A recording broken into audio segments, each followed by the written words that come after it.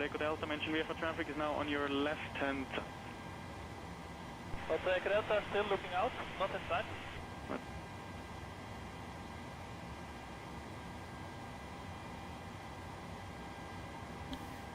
Greetings! Echo Delta still looking out, not inside. I have returned for another go. Right, one second. And I'll just get my screen. Nice, there we go. Okay, so we're back. Same originating airport, same gate, different plane. A real plane. A proper plane. The Boeing 737. The 600, because I couldn't find a decent Aer Lingus livery for the 7. And the 6, it's a shorter plane and it's a short flight. So it made sense that something like this would be more appropriate, I think. So hopefully we're going to be able to have a bit more success today than we did last time. Okay, I am a bit sniffy and sneezy again today. It's just kind of come on in the last 15 minutes. I don't know why, but it doesn't matter. We'll muddle through it. Okay. If you hear pauses, it's just me muting the mic to sort myself out. Okay, so welcome aboard. Hopefully we're going to have a lot more success today, and I'm hoping that since I've been tackling the ATR plane, I haven't forgotten any aspects of the Boeing. I don't need to run through a checklist. I can do this hopefully with my eyes closed. Von Doodle, proper plane with proper VNAV. Indeed, indeed. This and the Airbus, for sure. Right, so where are we at? Well, I've configured the plane ready in that it only has one class of seating. It doesn't have a first class on this one, it's all economy. And everything, we've powered the plane up initial power up, and we've aligned the navigation. That's pretty much as far as we've got. I've got all the data written down that I need. Oh, I've already told the plane is fueled up correctly with the correct amount of fuel, 6.2 tons. We have 90 passengers coming on board today, so wish them all well. And we'll be cruising at 32,000 feet. Strap in. Okay. So, I think first thing, let's get the flight plan in. Let me just double check up here, make sure. I know I want to flip a couple of things. Come on, little switch, that's not the way you're supposed to go. Okay.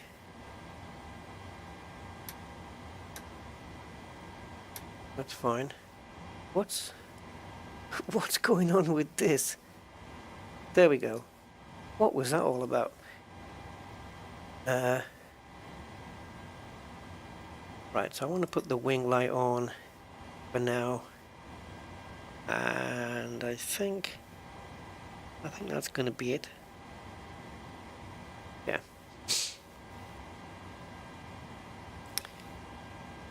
Man, I tell you what, it is, I do have to think a little. Yeah, weird. Right. I need to blow my nose, guys. One moment, please.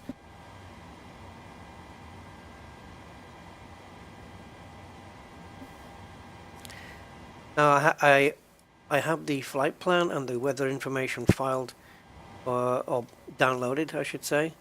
So it shouldn't be an issue putting this in. So the reference airport is Shannon in Ireland. Gate number is 39. And that's the position we want. So we're going to copy that. In fact, I remember those coordinates from yesterday. I certainly remember 55.4 from yesterday, so I know at least we're kind of right on that one. So EI, oops, it's already in. I keep forgetting that. It does it for you. So Gatwick is EG double K, and or Echo Golf Kilo Kilo. I suppose. And we are flying Aer Lingus, flight number 2627. And that be that. Oh, runway is 24 going out.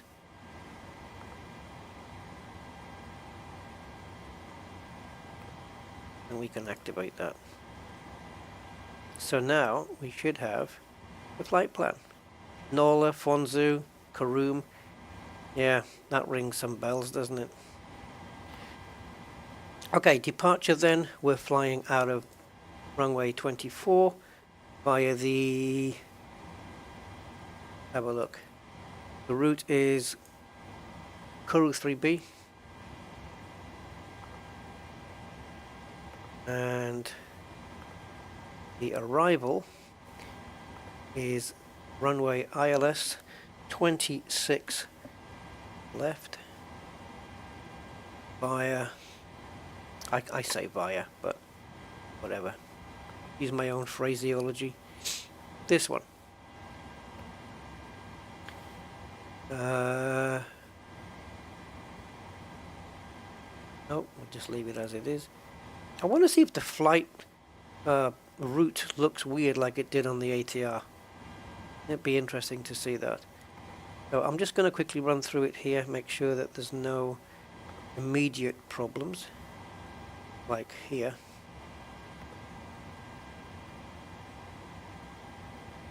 Yeah, you see, there is that problem there. Let's just sort that out there. Okay, we'll get rid of that. Alright, let's track it on the flight plan mode and see where we are. Okay, I think I need a bit more. Nah, we'll keep it there. Now you see how it curves it round? But the ATR just makes a spike. But at least it curves it round. It knows it's not going to make that center fix. So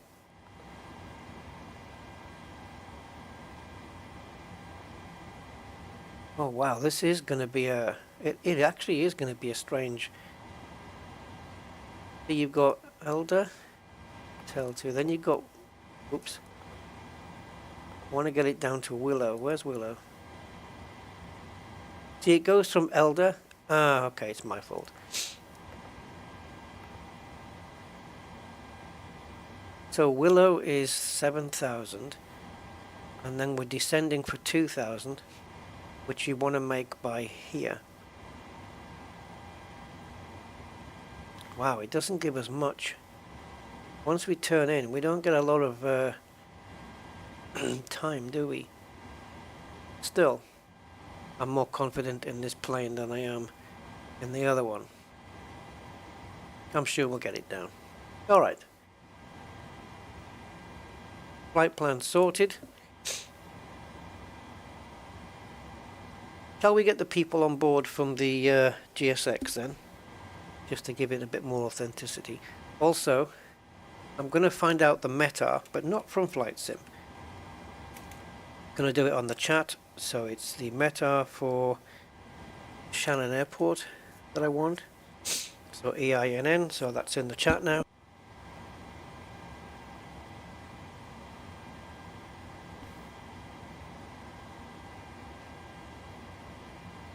I think we need to switch it to the other thing. There we go. This is more for European. Come on, chat. There it is. Okay, so it's 1029. Yeah, and my actual co-pilot guy has disappeared. I don't know why.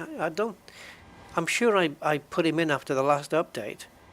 But I've normally got a co-pilot sat there. But yeah, just me and you, Bondoodle. But with, you know, with certain streams at certain times of the day, I'm very much used to this. But I stream it anyway because I'm doing the flight regardless. Whether I stream it or not, I would be doing this flight, so it doesn't harm for me to just hit the stream button in case anybody else wants to watch. Okay, so we've got the pressure set, and the initial outgoing course is going to be 236. Don't really think we need to put it in there, but we will.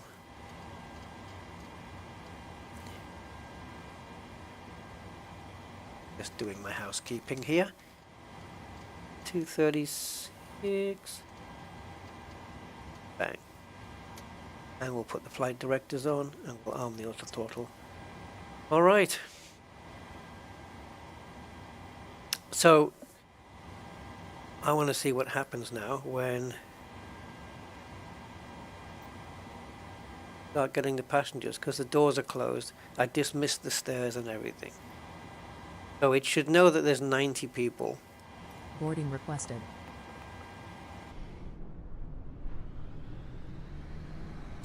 So either the jetway's... Oh, it is the jetway.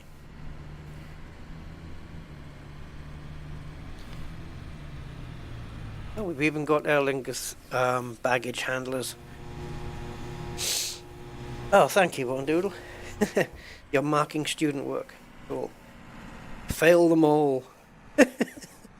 I know, if I succeed today, you can pass them all, and if I fail today, you can fail them all. How about that? That's nasty, isn't it? Nasty or good, depending. Oh, we've got a nice connection on this Motherboard crew. concertina thing. If I say nobody, will it still board the passengers? I haven't even tested that yet. So let's get it. Let's get everybody on board. I've stuck the little Wi-Fi aerial on as well, as you can see here.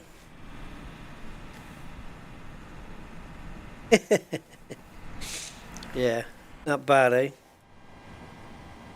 Alright.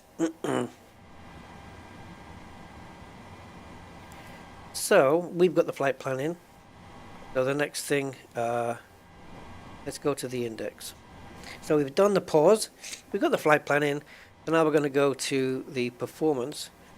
And the cruising altitude today is going to be 32.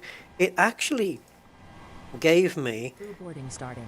It actually gave me an altitude of 41,000, and I completely rejected that and said, nope, not going that far. And I changed it in SimBrief to 32 because like 41,000 is ridiculous for a flight so short.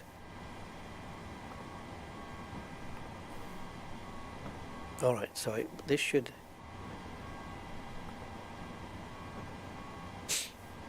Okay. There we go. See, I did make a mistake there. I thought it was there. Right, so cruising wind is 001 dash 046. I don't know why I put the 0, Your but crew has boarded. Passengers boarding starting.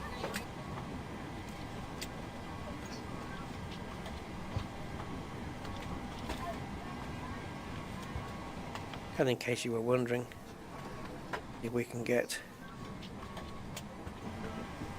No, where's my... I need to make better cameras for this plane.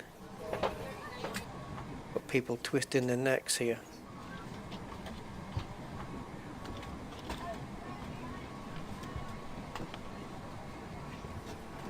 Where are the people?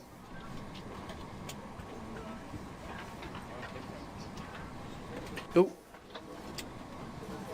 bumped into denim shirt guy.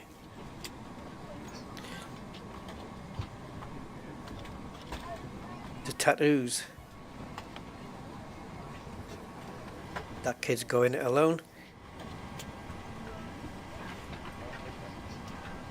Alright, so we've got that.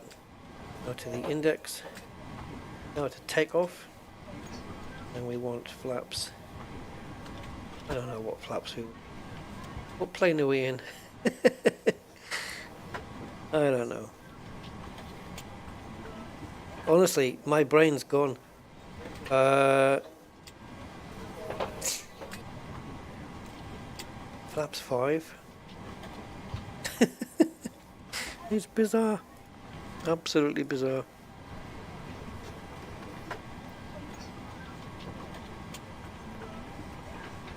Okay, so we have a V2 speed of 126. Let's get that in here. Even though it's going to be a managed scenario. Initial heading will be 236. Which I should have done it there instead of here. Cruise altitude. Let's get that right up. Because at least this plane will obey the constraints along the way. Oops.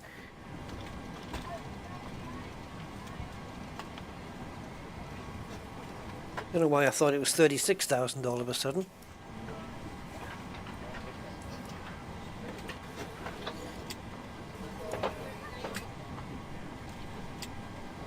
Right, so I do have the wind information written down, but I believe I can put it in automatically when we're about to descend. It should fill up this time. Last time it was giving me errors, but I think I've figured out what the problem was, and so it might work. If not, I'll feed it in manual.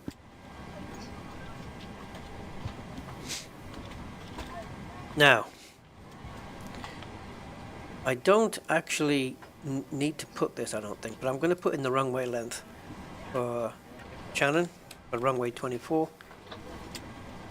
But let me just get to it. So we go to runway 24, which is what we're taking off from, which is the opposite side to yesterday. The runway is, what does it want it in feet? Well, that's 10,495.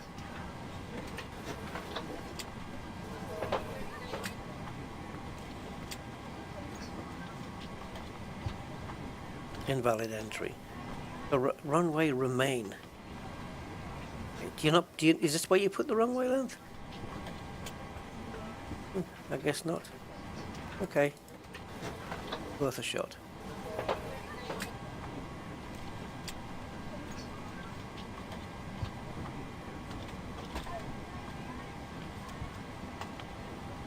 Yeah, it's definitely worth getting, Ron Doodle. And then if you suss it out, you can let me know. So, yeah, 41 out of 90. Good, it's got that sussed. Alright, I guess we can enable the radios at some point.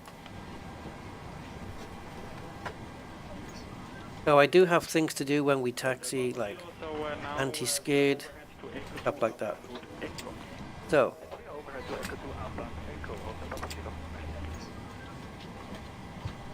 Hello. I know I'm going to screw something up here. Just, you know when you just know. I'm just looking for some things that I need to not miss. The Papa Kilo caution with turbulence from the departed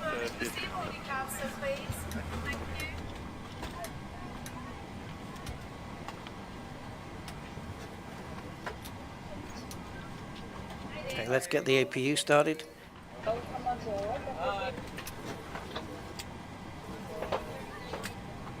And we can come off the ground power, get the jetway gone, and everything good. Right, landing altitude is 196.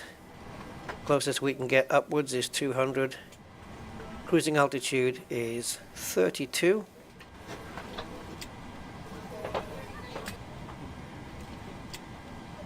And we'll set the isolation valve to auto. Engine bleed can come soon. And then once we get the engines powered up, remind me to turn on the packs. Please. I will forget. So according to the METAR then, it looks pretty good. We've got a visibility of 10,000 feet. Few clouds at 2,800, scattered clouds at, is that 25,000? Yeah. 16 degrees, 8 dew point, and nothing significant. Nice.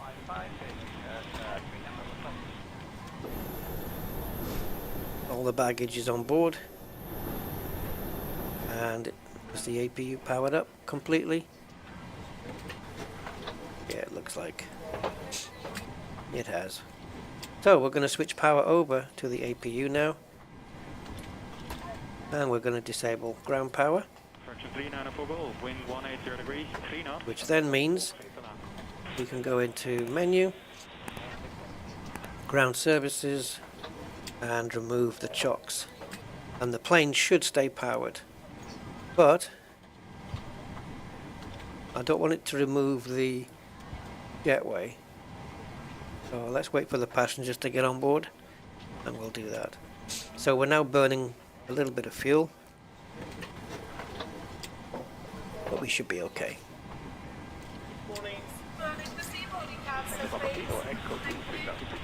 Alta Papa Kilo.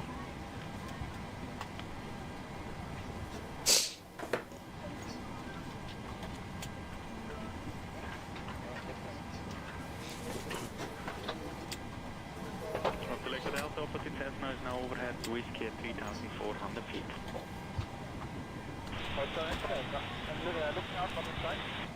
Delta Delta Alpha opposite single engine is now 12 o'clock, 3 miles, indicating 3,500 feet. I'm going to sneeze. I know I'm going to. I just don't know when.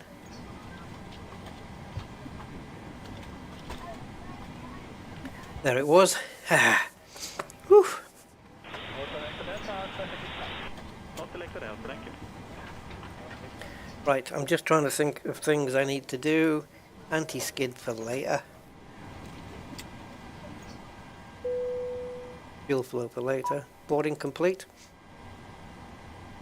Okay, it's awaiting my... Okay, so remove the chocks then. Oh yeah, parking brake.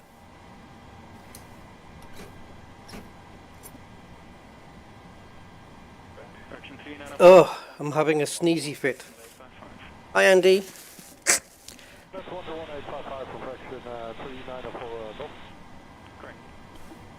Oh, I'm in this vicious circle. You sneeze, it makes you blow your nose. You blow your nose, it makes you want to sneeze.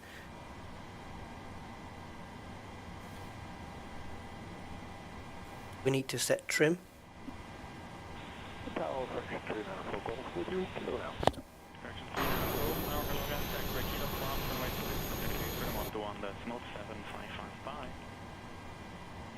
Cross runway 28 and contour April 11755, correction 3904 Golf. Thanks, bye bye.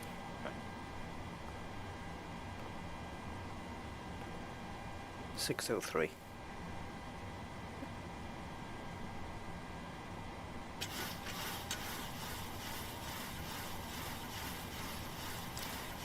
Man, I am sneezing like hell.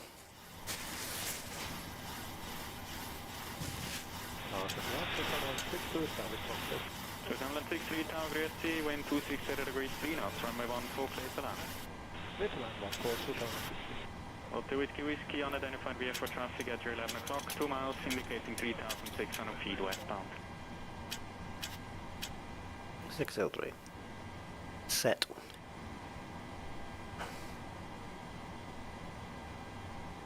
Right. Hotel Delta Alpha, after Whiskey 2, via threshold runway 28 to Echo 2, up on route Echo. After Whiskey 2, threshold 28, Echo 2, up on route Echo. Delta. Whoops. I'm turning them off instead of on. That should be set to steady, yeah. Which is down. Get down. Oh my god. When you come into these camera views, you can't rotate, you can just zoom in and out, which is a little bit annoying.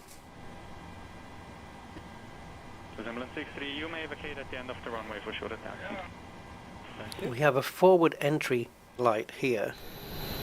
That's because the door's still open, okay. Well, we should be okay on that one. 5 kilo Victor, Tango at the middag, line up runway 28, report ready. No point turning on the center fuel pumps because there's no fuel in the center. 5 kilo Victor, roger, wind 200 degrees, 3 knots, runway 28. I think we're ready, guys. Yeah. Alright. I'm going to request pushback. But I think we need to go nose right. what was it, nose left yesterday. Actually, Nine Whiskey Tower, hello, wind 240 degrees 6 knots, runway 14. we're taking off runway 24, so I think this is this fella. Correct me if I'm right. Because yesterday we took off from 6, which was here. So this has to be 24, and we do have a taxiway running straight up there. So yeah, it's actually nose left, and we're just going to follow this taxiway up, and then we'll turn off here, and we should be good to go. So, what could possibly go wrong? I believe prepare for pushback and departure should release the this thing. There she goes. And the door should hopefully close, otherwise I'll have to do it.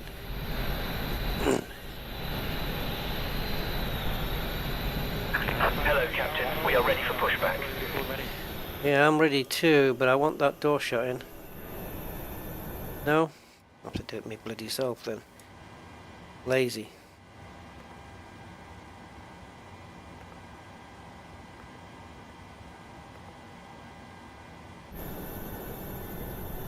Alright. Departure checks completed. Bypass pin inserted. We'll get the flaps down to 5, position 5. Riga 1, be advised there is a drone above Wallisellen, maximum 50 meters ground. So we've got the needle there indicating the flappage.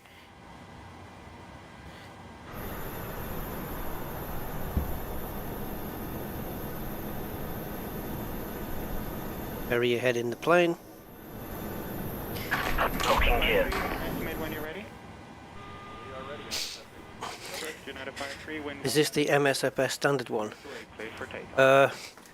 Standard what? Plane? Oh yes, thank you Mark, I will. Just as soon as I get the engines started. And welcome Mark. No, this is, the plane is nothing standard here except the airport. So we want to go nose left, tail right. Release parking brakes, please. Contact apron 121, decimal 855. Parking brakes released. Release parking brakes, please. Yeah, it's done unless it's gone back on again, has it? It has. Commencing push. All engines clear. Start at will. Whiskey, whiskey, wind 26. Who's Will?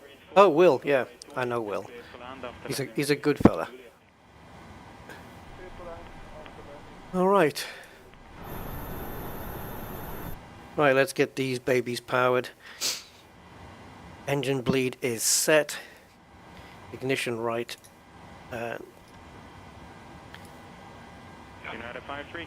Looking for N2. Powering up to 20. Before we inject the fuel into the engine. And let it burn, baby, burn. 20 we have. Engine 2 start. And the Airbus is even simpler. There's none of this injecting the fuel. It's a computer with wings is what the Airbus is. And it looks like we're getting a good start up on the N1.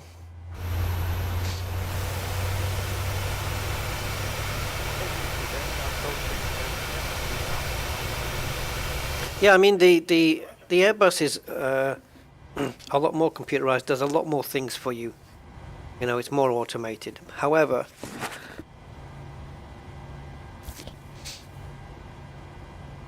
the Boeing requires a bit more user interaction with certain things, like firing up the engines is a different procedure than the Airbus.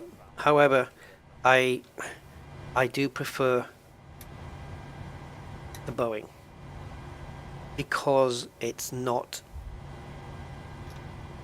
There's more to do. There's more interaction, you know, and I like it. I do like both planes, almost equally. Waiting your confirmation for a good But if I was to just use one, if somebody said Airbus or Boeing 737, pick one, I would probably pick the Boeing if I'm honest. Whoops, injection. I probably would.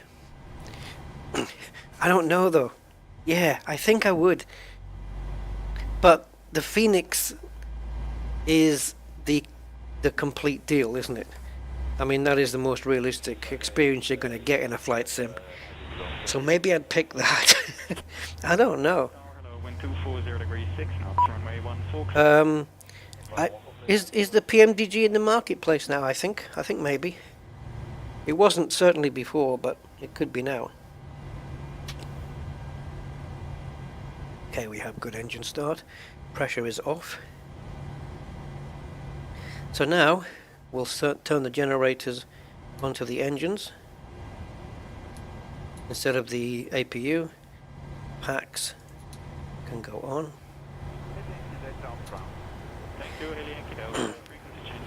Sometimes, I mean, I initially wondered whether to leave the packs off until after takeoff, you know, so because the air conditioning takes a lot of power, and I was just wondering whether to leave them off until after takeoff, and then on the initial climb we'll turn the aircon on, the climate system, you know, just so that we'd have maximum power on takeoff.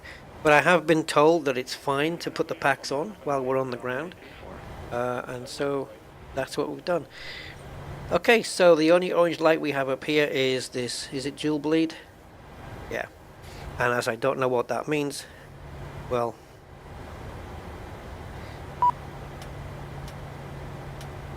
oh yeah, sorry, you want my confirmation. I do apologize. Cockpit to ground. We have a good engine start. You can disconnect. Landing lights don't go on until you're actually on the runway, I don't believe.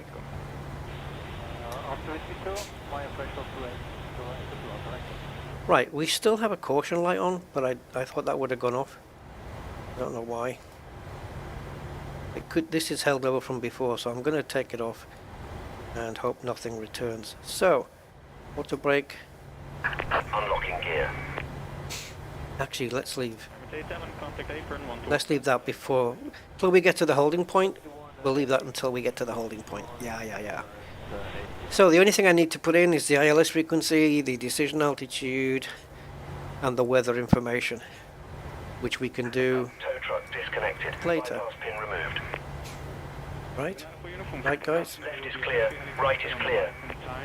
Low level, wind 260 degrees 6 knots, runway 34 cleared for takeoff. Bye bye, Shannon Airport. Oh, is that some kind of logo on there? That looks cool.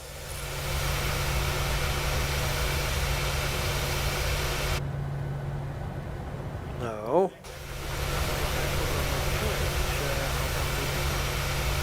He's going to wave us goodbye now. Bye. Say bye.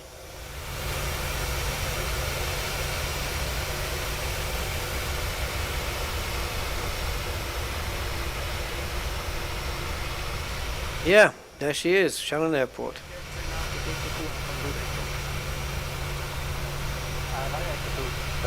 Of course, now that means I'm going to have to reset the damn camera because I've moved it way away. Alright, we're ready to go, guys.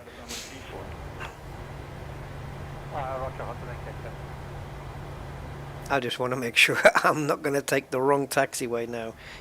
Alright, so parking brake off, and everything looks good. I'm double checking my work here. Alright, so let's apply a little bit of throttle. Oh, the sound of the engines. Give it to me, baby. Yes.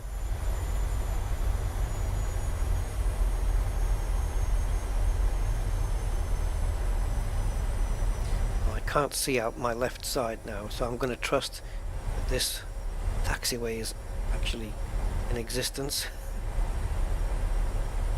2796 now, please. Are you ready for departure? Thankfully it is. Line up runway 34.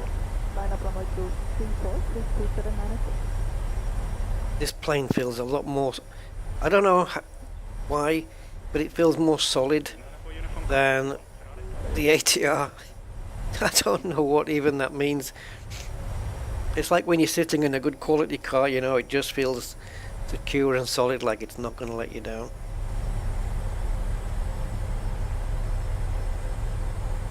I've even got it in my mind to start the chrono, you know. Is this actually a taxiway? Yeah, it must be, because I believe Shannon only has runway 6 and runway 24. I hope it's leading us the right way here. We're going a little bit too quickly, if I have to say. I'm trusting this map here, that we're going to be able to just peel off here. Looks like we can. I'm going to avoid this dodgy paving. Should we add some FS realistic sounds as well? Swiss 2796, winds 220 degrees 6 knots, runway 34, cleared for takeoff. Cleared for takeoff, runway 34, cleared 279.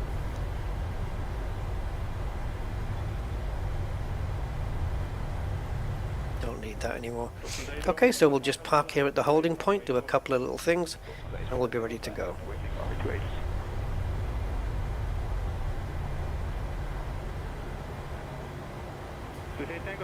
Are you ready for departure? Okay, handbrake is on. Parking brake, not handbrake. Okay, ILS frequency can come later. There's nothing down here that I want to touch on except for traffic, that thing. Okay, so TCAS is set. Auto brakes on. Fuel flow reset.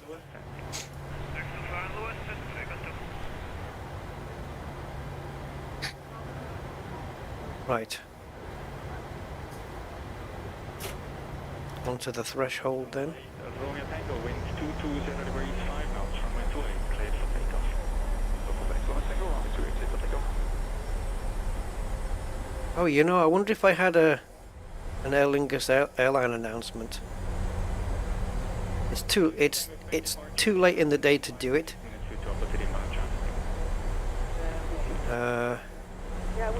I actually don't have one for Aer Lingus, I don't think. No. No, fortunately not one for Aer Lingus. No. Alright, carry on.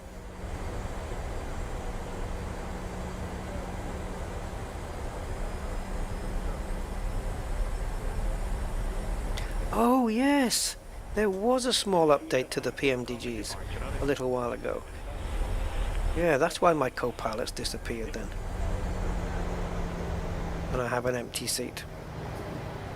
Alright, so we're going to push this up to around 40% thrust here. And then let go of the brakes. And then we're going to punch it chewy.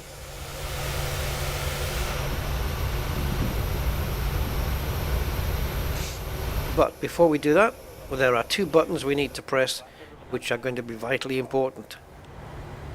VNav and LNav. Yes, baby. Both on.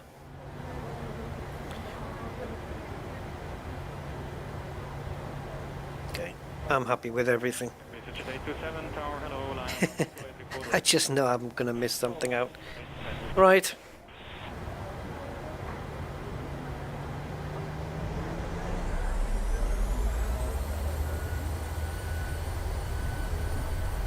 Good roll, punch.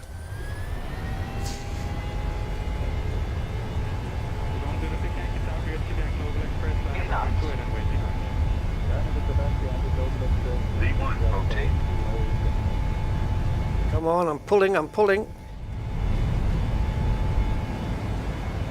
Positive right, and gear up.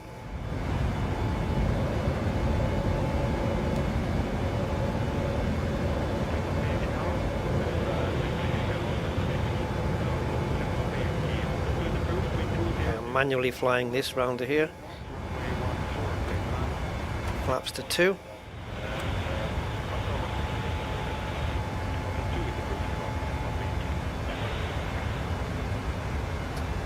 Flaps 1.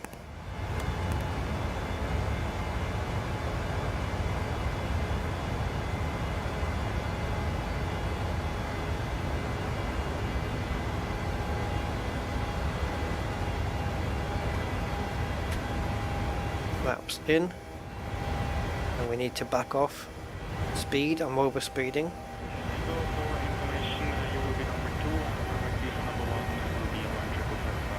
Okay, we're good now. Okay, let's hand over to the water guy.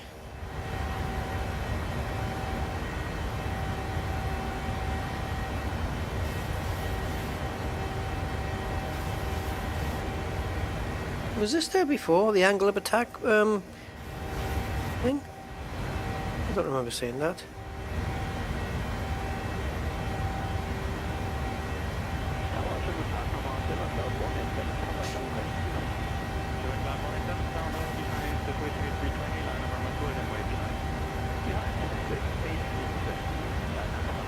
Okay, we need to pop it into standard now. We've gone past the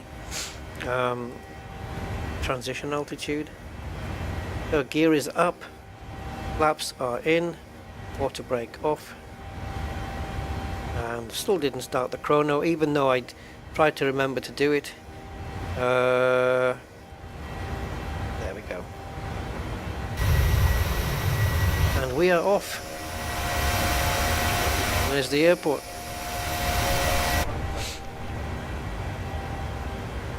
So it should be going up and it will obey any constraints that there are, but it doesn't look like there are any at all actually, except one here on the way down.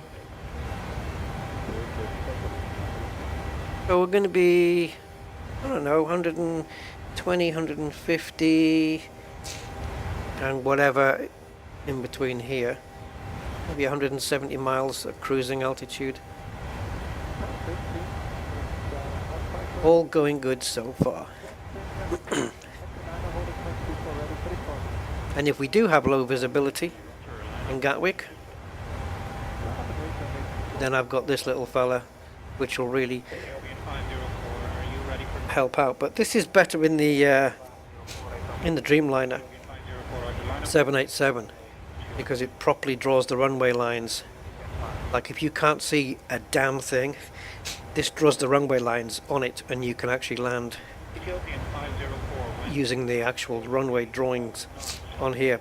But on this it should work, but the lines that it draws up, if they come on, tend to be a little bit off by a few degrees,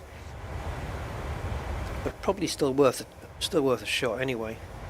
Okay, so we got this up in the air, and I definitely do need to make some new cameras for this plane, because the first camera is this one, which is handy for monitoring the engines, but I don't really need it. So what I've done here is I've put the route on this one, so if I ever use another screen here during flight, I've still got the route on the autopilot's autopilot side, the flight officer side.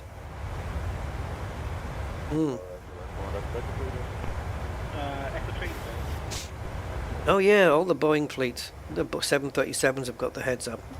It's an optional extra you can have. Currently the one in the 787 is a little bit buggy in that it doesn't, when you get closer, you see here, it's all staying on the screen, but in the 787 when you get closer, this starts to expand, it zooms and it clips off the edges. It's a little bit weird. So it tells us here we've got autopilot on, we're in LNAV. This is our wind information, 22 knots in that direction. And our flight path. I think also this is the amount we are above or below the flight path, something like this. Or is that to do with, oh, I can't remember. And then this is don't remember what they are now. And I only watched the video a little while ago. Current vertical speed, 3,600 feet per minute climbing. 3.2 nautical miles to the next waypoint. Yeah, it's very cool. And it's great for doing I might try a low visibility landing at some point. Oh, here goes the turn. Wrong side. We want to be in the other side. There we go. Oh, look at that thing dip, man.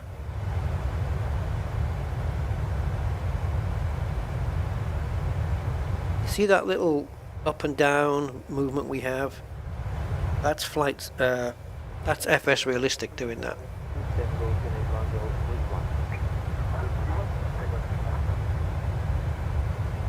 You know, it's. I know you. I don't know how it is for you, and if you've got a subwoofer, but I've got one on the floor here, and I can feel a little bit of vibration on the floor with the bass of the engine sound, and it's very cool. Oops.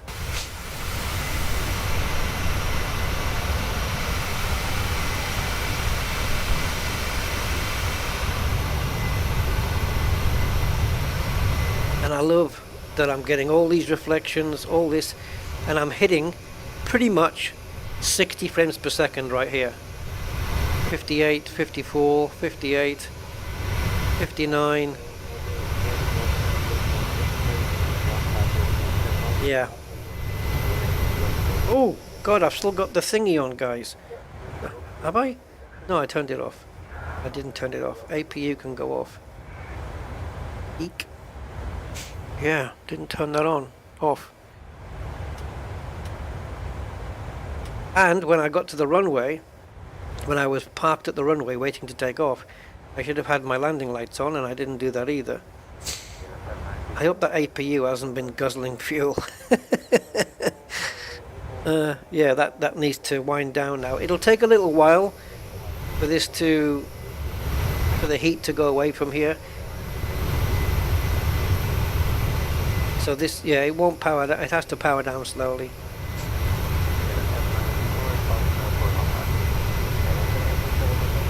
This reminds me of the look you get in your eye when your eye's watering. I don't know. That's the way I look at that. Yeah. So all good. So 32. So this is our pressure, or altitude, I should say. The difference in altitude between the cabin and reality outside, and this is our cabin altitude. So the passengers are experiencing what it would be like at 4,000 feet, and we are reaching 32. Altitude acquired, MCP speed.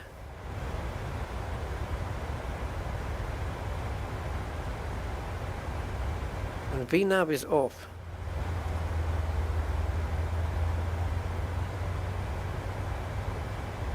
Not quite sure what took that off, but I hope it stays on. So now we have VNAV path, FMC speed, and LNAV. That's what we want.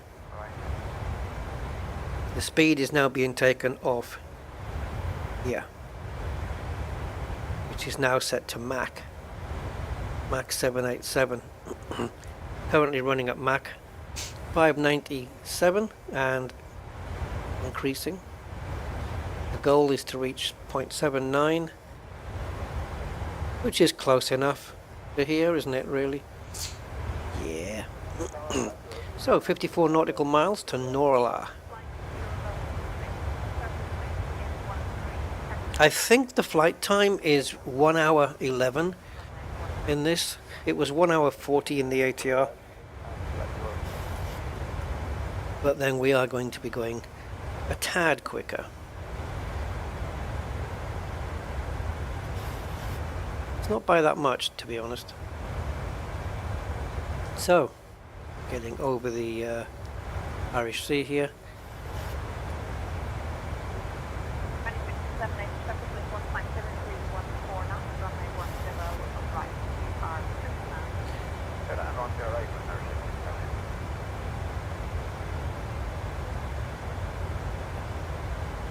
So what can we tune into? Do we have another? Right, so we've got Cork Tower, Cork Ground. Let's tune into Cork.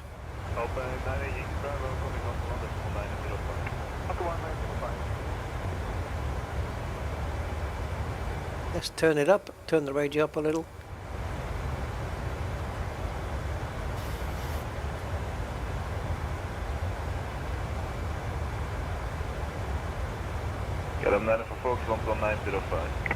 The stewardesses are now serving snacks.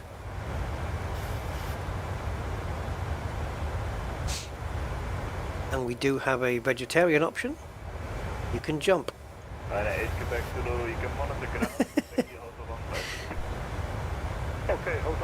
As if anything we serve is going to be real, classed as real meat.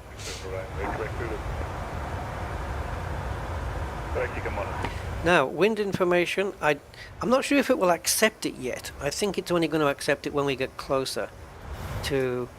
I'm actually not sure. This is the target speed we're wanting to reach, which coincides with what we saw on the flight plan. So, do not press descend now. Let's not do that.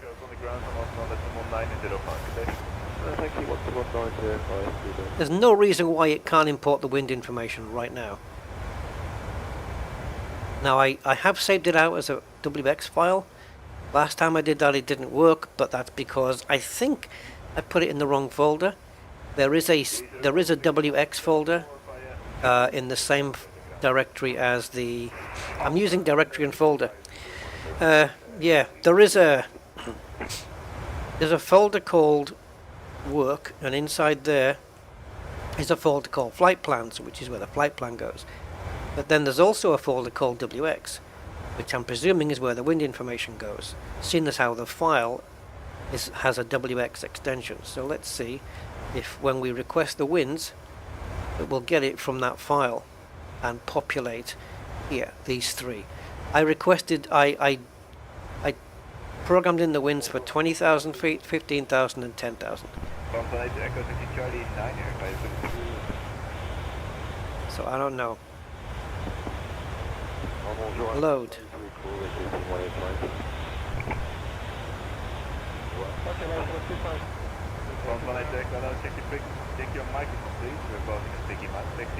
Yeah. Not what I asked for, but okay. So it's given me 25,050. That's not what I asked for. So did it not get it off my file?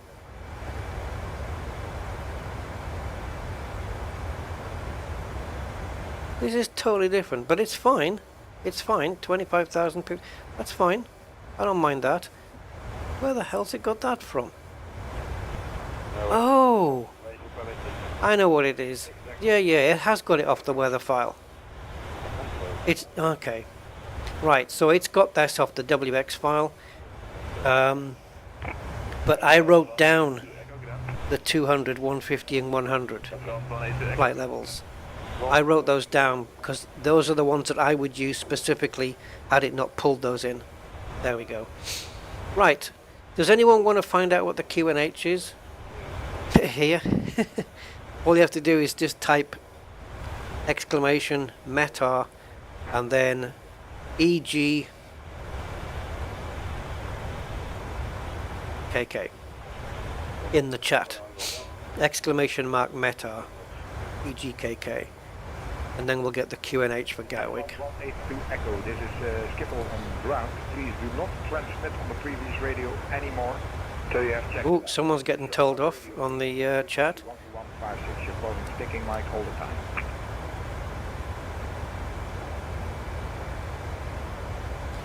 Oh, we can have terrain, position. It doesn't show constraints here, which is kind of weird, but okay. got airports on. We're very early into the flight though, about 15 minutes into the flight. So we're very early in terms of programming anything really, but our final course coming in will be 257. So this isn't going to get used by the plane until then anyway, so we can stick those in now. Right, Caram 30 goal. Contact 11905. 11905. Okay.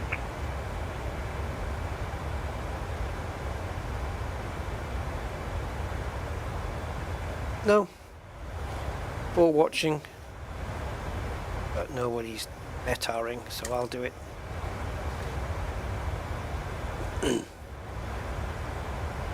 France 182 Echo radio check on the second box. Radio 5 F1 182 Echo.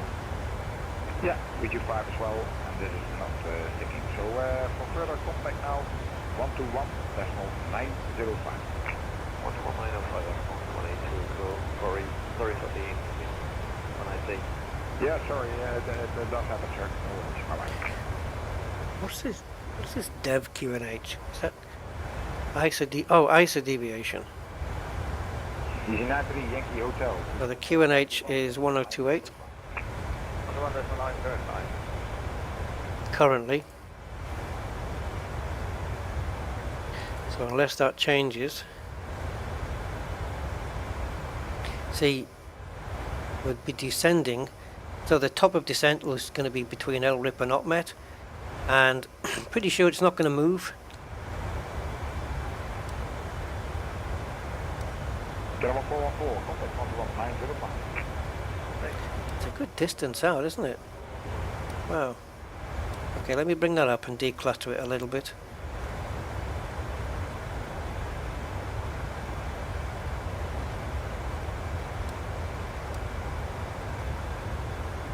Yeah, it's... Woohoo. What's the distance? Oh, okay, we've got 113 to cover to the next one, and we're only at 80. So if we go upwards one more. Yeah, I'm happy to keep it at a range of 80 nautical miles. I think that's plenty. Brake pressure is green. Always good to know, so that when you land, it's going to stop. And the plane has reached 787. Look at that. Couldn't be better.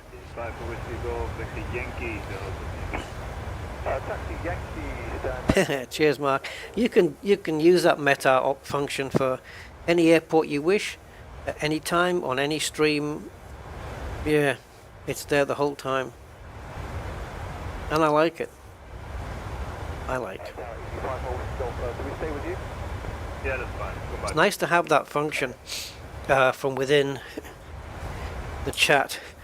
I wonder, you see, because I was going to say I wonder how it compares with up here, but because we're far away from Gatwick at the moment, the meta wouldn't come up on here, because the weather information you can only get from places that are close to you. It's not like you can go into here and then select an airport ICAO and, you know, have it return the data. Now in the Phoenix on the EFB you can, and when the EFB comes for this plane, because they are developing it, when the EFB comes out for this plane, I'm pretty sure it's probably going to have that feature. Is that a little ship? Or is it a big ship? Could be a big ship. Is it under the wing? Where is it? There he is.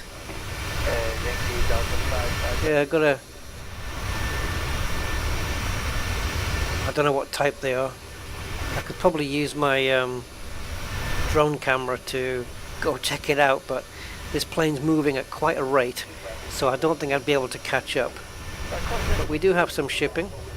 And on the North Sea, I've never been to them, which is weird, but we should have oil rigs and all that kind of stuff.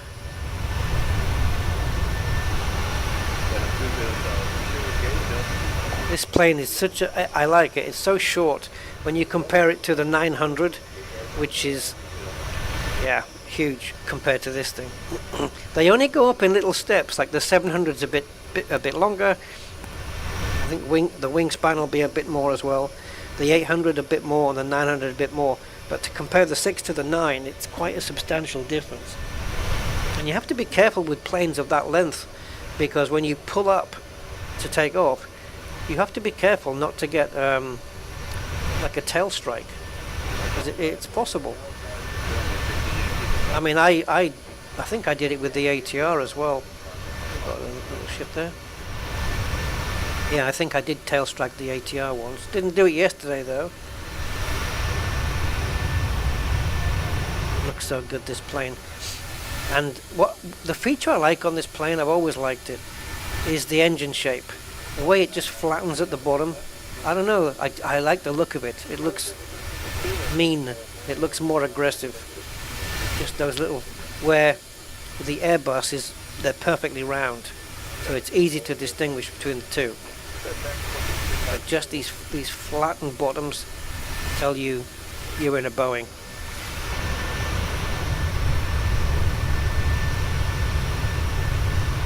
You've got the N2s here firing out at the back, and the N1 fans at the front. And it's quite windy out here. And we are contrailing. Nice.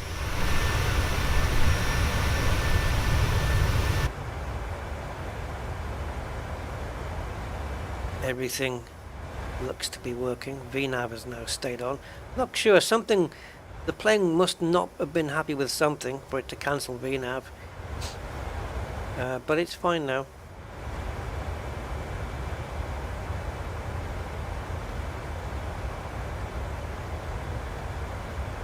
Yeah, she's happy.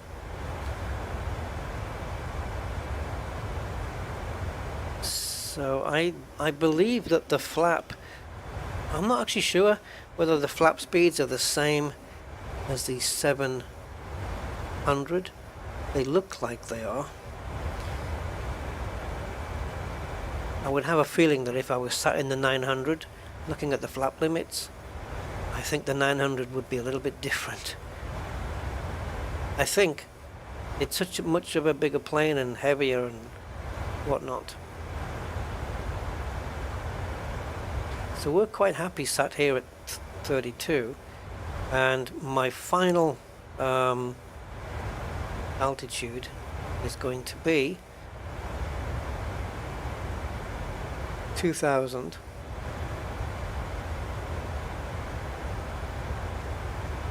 These ones that are in, I was going to say capital numbers. You see the small ones and the big ones. The big ones are the constraints. So 2000 or above is here. But I think 2000 is where I want to be. We're going to be able to pick up the glide slope from there. So I can pop in 2000 without any fear of the plane starting to descend.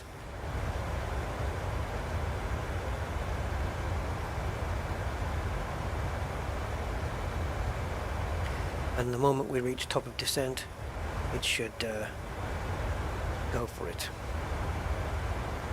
There it is. Never actually looked under here. Oh yes, I have. Got the assembly number and the date, 7th of July 2017. Is that when it was all constructed? I love that they've even gone that, and it's actually the right font and everything, you know, that stamp that they put on. That's really cool. I love it.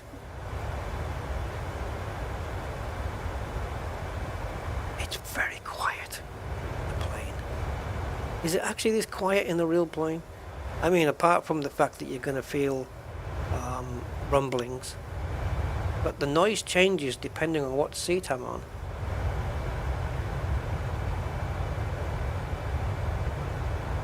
I'm not sure how accurate this is, but it sounds like our radio has gone out of range, so we can tune into Manchester Centre, Newquay, which is probably, this is Manchester, which is actually our alternate airport should we not land at Gatwick. Yeah, I think these cameras are a bit too close to the window. Yeah, they're not quite in. I'll redo these. I think I downloaded these cameras, but I'll redo them. So we do have the sunshades as well. Got those in, so we've got a clip-on one. But because we've got the heads-up display, of course, this will not slide all the way around. So, oops. Yeah, so if you want this to cover the front window, see it stops there because the heads-up display is in the way. And yeah, so you can't have both. But I can put these up.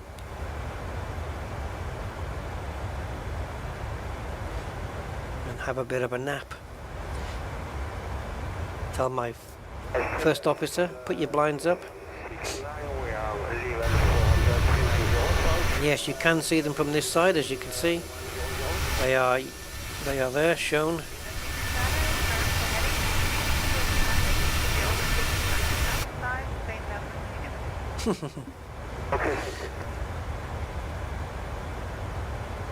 It's the details, isn't it?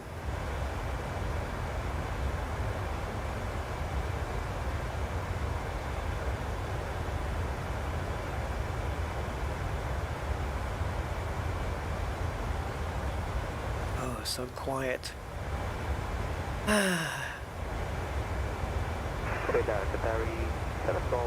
So we're nearly, what, halfway, I guess? 25 minutes.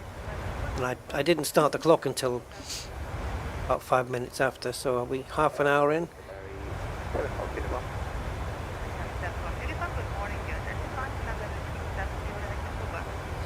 This is not, doesn't look right then. There we go. So 34 nauticals to Fonzu. So it's following the same waypoints almost as yesterday. Yeah, actually it is. Elder, Tolly, Hollow, Holly Willow. Yeah, it is. It's the same as yesterday. The takeoff was different, obviously with different runway. But then we got back onto the same route as yesterday. But I'm hoping for a much better landing on this one. And the yaw damper, why is it so out of the way? I mean, I don't know, you don't see it. 125985, 980 is always Premier 66 pilot. Oh, that's the compass. Standby compass. Compensated with radio equipment on the 27th. Oh, it's got the US date. 27th of November 2018. This little fella. Got a little switch on there for the light.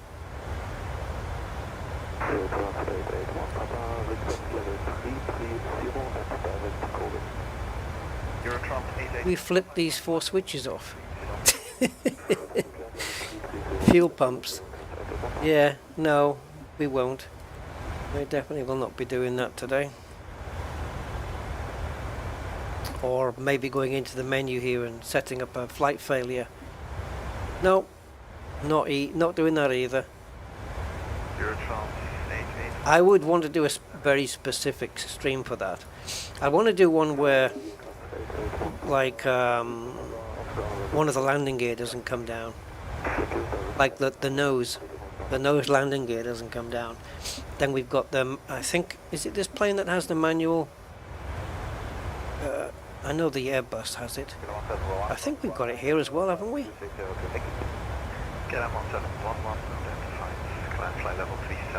Yeah. So you've got the handle there to bring the gear down manually. And if that doesn't work, if it doesn't work with gravity, then we're going to have to land with the wheels on the two wings and then scraping the nose on the ground after we've... But you can't touch the nose onto the ground until you've scrubbed off as much speed as possible. So I'm guessing you'd be using the brakes on the wing wheels, but you don't want to be... You have to use the pedals, right? Because it's going to be... I think the plane's going to be so susceptible to turning. But yeah, you want to get that nose on the ground at the slowest speed possible. So your approach would be super slow. Just above stalling speed, I would imagine.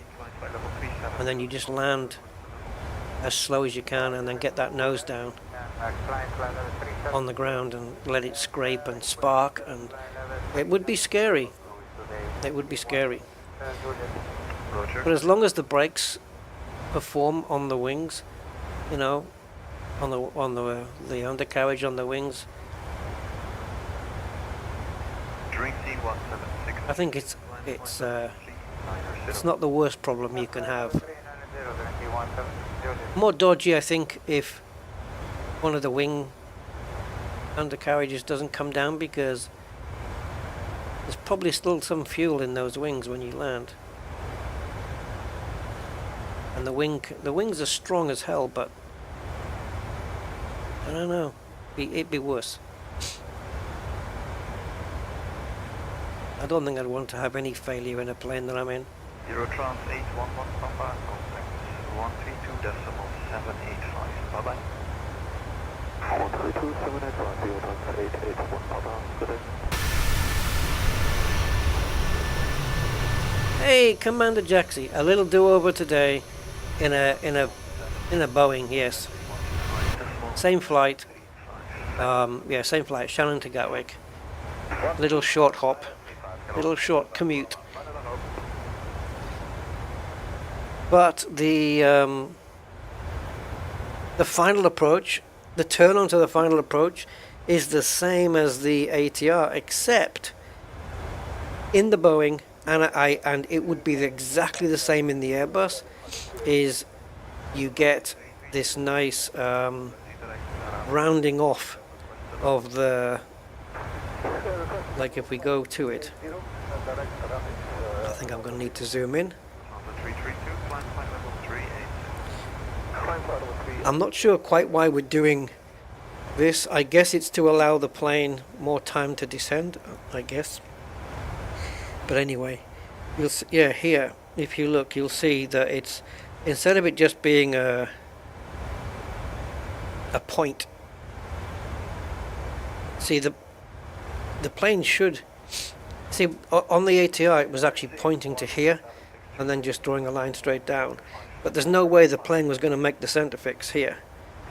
The final fix, it's going to turn beforehand, because the only way to make this is to turn earlier and just not make this, and the planes recognize that, and the Airbus does the same as well. The Airbus is exactly the same. It rounded off, and you can see this is how the plane will go. But if you attempt to hit this like the ATR wanted to do, and then make a turn like this, you're actually going to end up over here, and you're going to be off center, which is okay because the autopilot can bring it back to center. But because we're so close to the runway at this point, would there be time to bring it back to center? And I wasn't sure of it, and that's why I yeah. But anyway, the flight went all wrong way before then, so it ended up not really mattering too much. So where is our TOD then? It's after OpMet. So after OpMet we're going to have to, well, we've got the weather information, and the only thing I need to put in really is my decision altitude, which is 296. So we can do that now, I guess. So I think we leave it on baro. There's baro and radio. I'm pretty sure it's baro we're using. So if we go to, I'll have to find out the difference between baro and radio. So 296, that's our decision altitude, and the plane knows the runway elevation, Echo Charlie. ish, 196. This is as close as we could put it. It knows our final descent altitude, and it knows the course into the Gatwick runway, 26 left.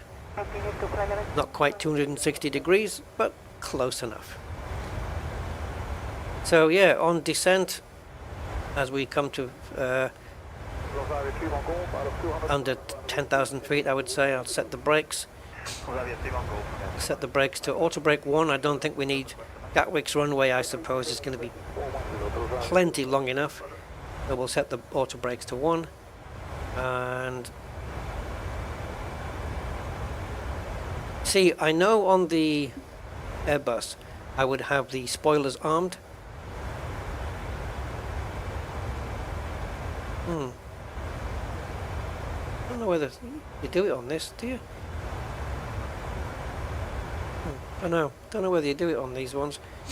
I managed to get by without doing it, but if it wants extra drag on the descent, then I'll apply it. And this is for the last 3 letters of our flight number, 2627. I wonder why they don't put 4 in.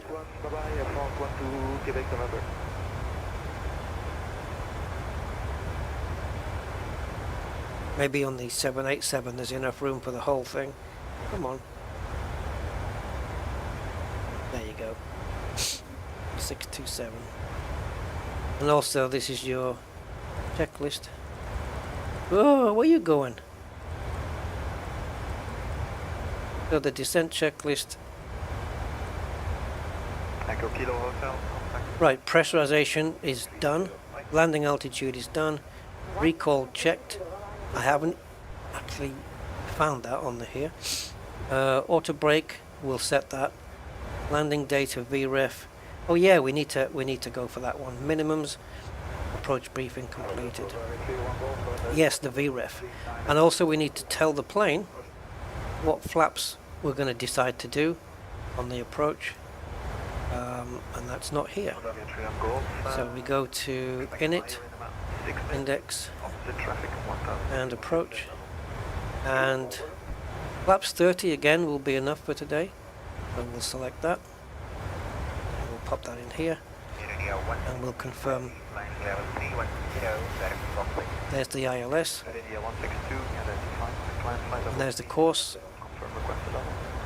We haven't put the ILS in, but it does know. We can stick that in now anyway. 110.9. So we'll flip these two. We'll go 1, 1, 0, 9, 0. And then flip it back. What's happening here? Are we descending already?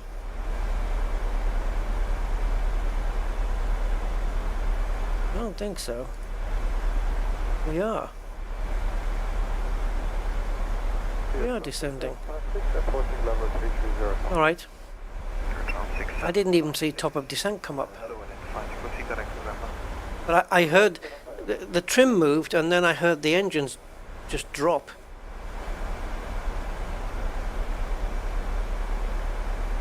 Alright. We are descending. Now then. This white line represents the plane, and this diamond represents the proper flight path. So we are above the proper flight path at the moment. And it's coming back to us. Ideally we want them level with each other so that we're on the the best flight path we can be on. There you go. Lovely. Stay there. It will vary up and down a little bit. But yeah, you can see here flight level is 210, so we need to be at 21,000 here. And I think it means not above, not below. But at Nedal you have to be at 21,000. And the plane is telling me here it's on course to do that. Yeah, we are descending into Gatwick, guys.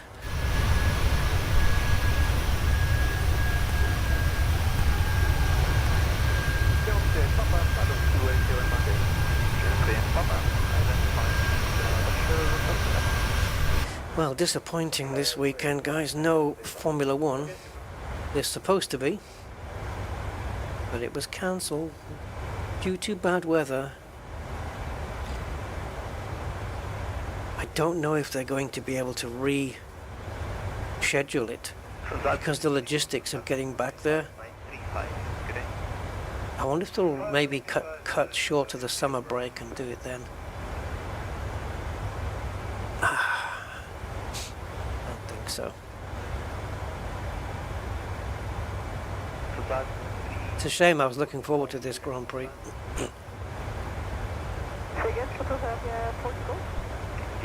I wanted to see what Mercedes had brought as an update.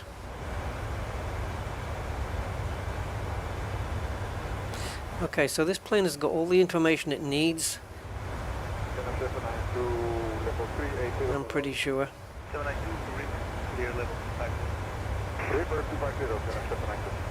I don't quite have Gatwick on my radio yet.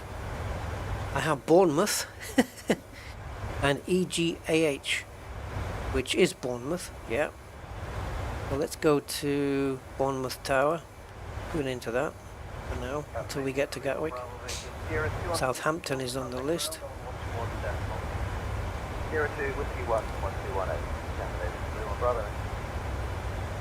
Okay, flight path is pretty good. We're a little bit above it, but not too much. It's actually fine. It's fine. So the plane knows it needs to hit 21,000 by here. And computer's wonderful.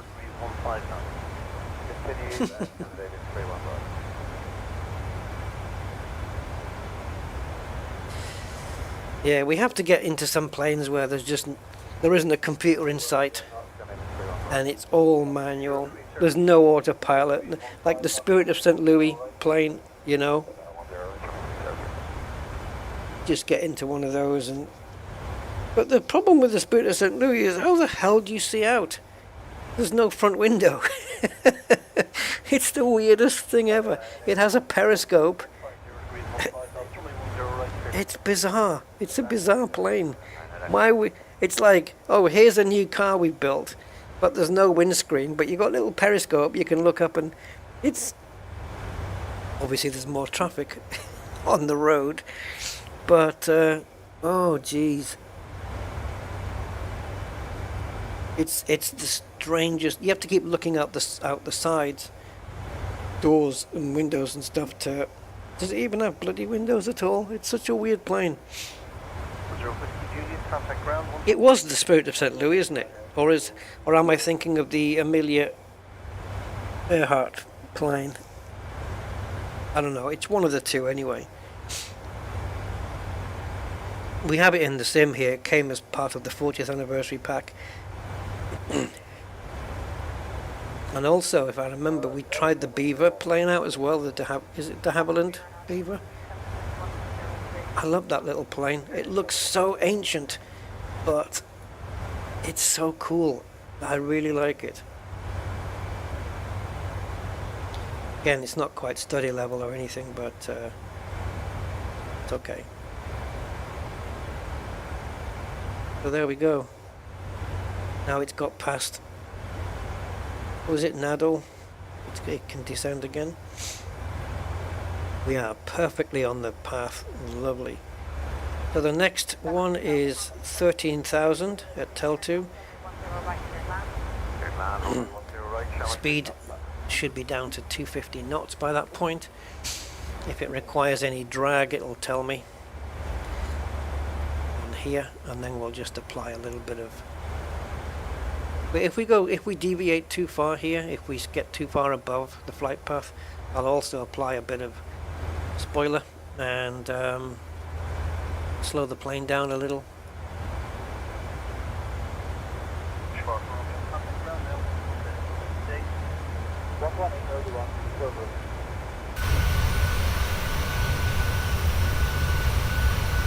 So smooth. It's just hanging in the air. And it just turns like so. Look at that, how smooth that is.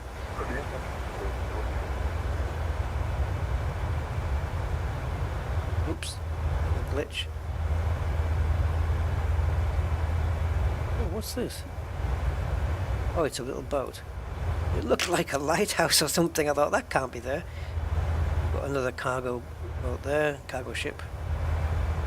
Difficult to see through the clouds, but maybe something on the other side. Yep, there's some boats there. Ships, boats.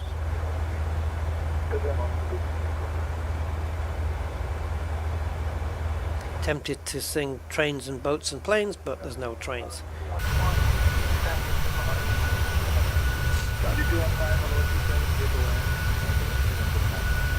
What the hell's that? What's this? Someone thrown drugs overboard?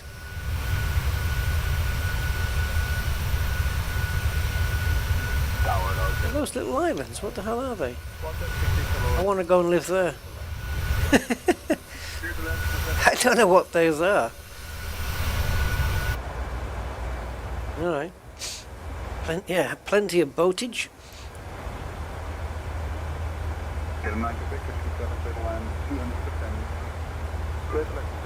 Right, the transition altitude is 6,000 and we need to go to... Let's run the METAR again. Just to make sure that nothing... Oops, I'll put METAR in, well done. Just to see nothing has changed since the last time. Nope, it's good.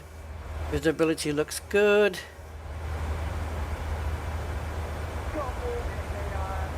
.280 variable to 340, few clouds, 17 degrees. Looks like it's going to be a fairly nice day, guys. Yeah. 7 knots of wind. This looks like it could be quite a painless... Well, I'm not going to say that.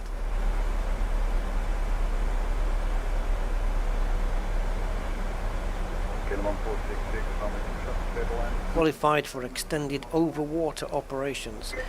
So it means it's fine for flying over people's swimming pools and rivers and lakes. It's only a small plane.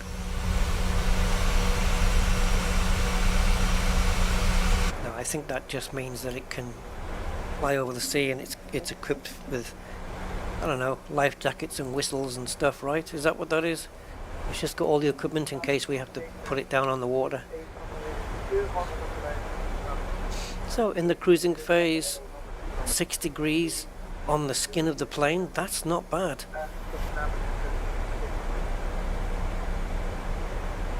I'm going to make a little turn now. Here she goes. Then we have to do this weird blah blah. So next constraint is at Willow, 7,000, and then we head to the center fix for 2,000, and which we're not going to make it there obviously, and then we'll be able to hit the glide slope.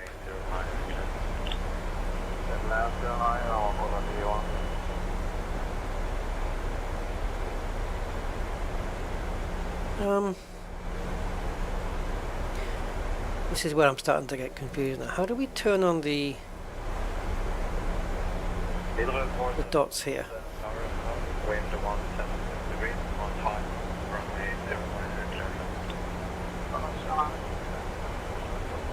I don't normally press this one. I think that would do it, but I don't normally press that.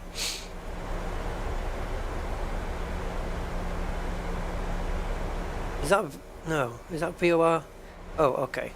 Not actually just VOR slash localizer.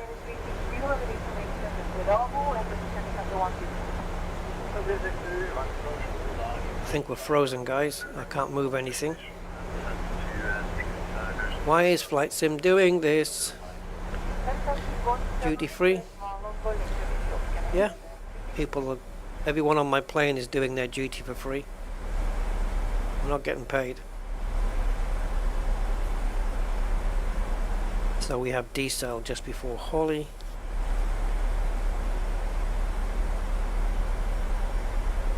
We'll extend the flaps to 5 at that point.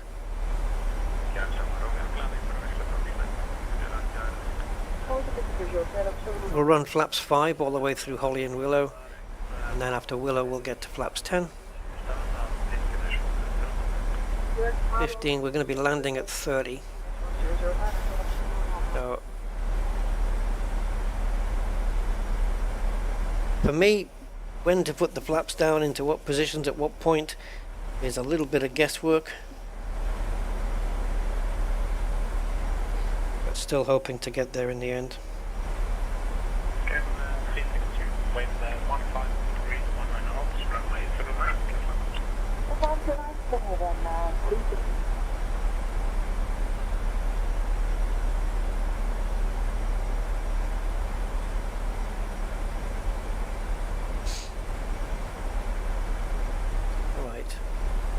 I'd like to monitor the sites outside, but unfortunately I need to, I'm guessing Southampton. I had to guess on that one, I would say Southampton. So been there, drove there, done that, got the t-shirt.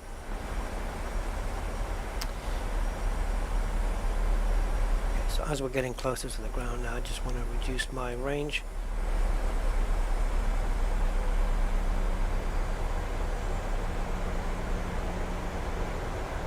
We'll bang on the path, the VNAV path. Absolutely spot on.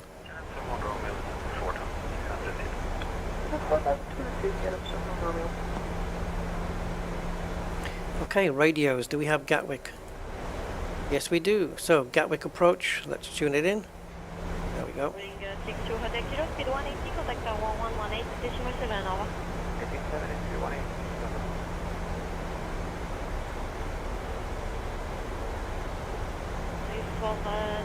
Now descend 5,000 feet, QNH 1018 on heading set ILS 06. Well, guys, this is further than the ATR got. Everything so far looking smooth. Now a little 31's come up here. Not quite sure what that represented. We're a bit under the flight path now, which I'm okay with. That's good. It's just, it's nothing. It's fine like that. It's all part of the show. So 1110.9 ILS is confirmed. Yes, it is. Glide slope, we will definitely pick it up at 2,000 feet when we're 5.5 miles out of the runway. We'll pick up the localizer before then.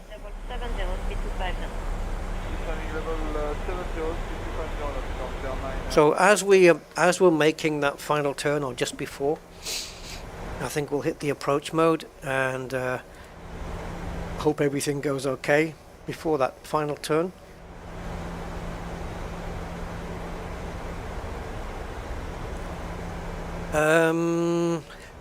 I thought about it, Mark. I could, as there's no F1 this weekend. I did think about doing that. Yeah. Maybe.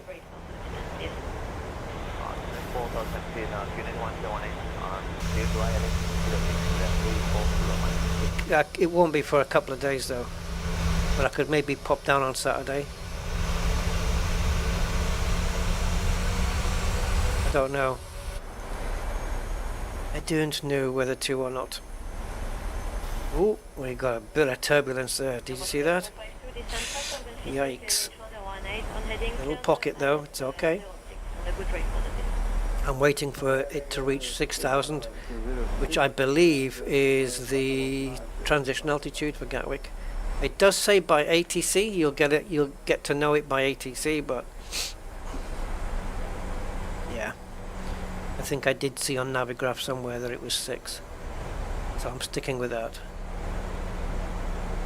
So 7,000 at Willow. It looks on course to make that, and now we're going to drop this down to 10.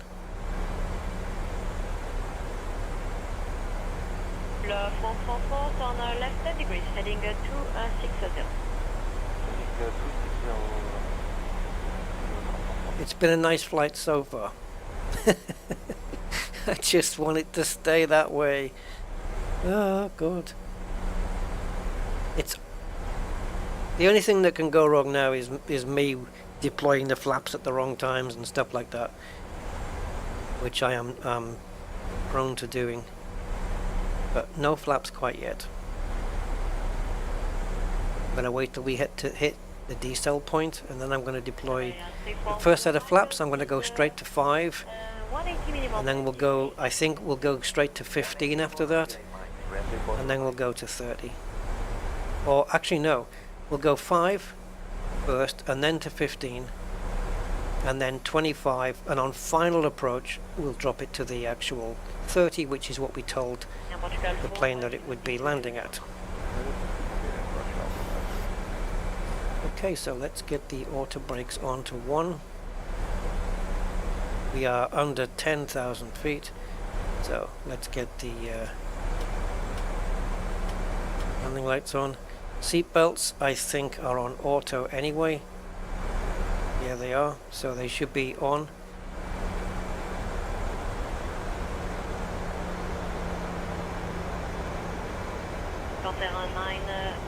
And about 5 nautical miles out from the runway, which is going to be... actually don't know really. Because we're not making this, we're not making a center point, are we? So in the middle of the turn, or just when the turn is finished and the plane is straight, I'll bung the wheels down. That should be enough.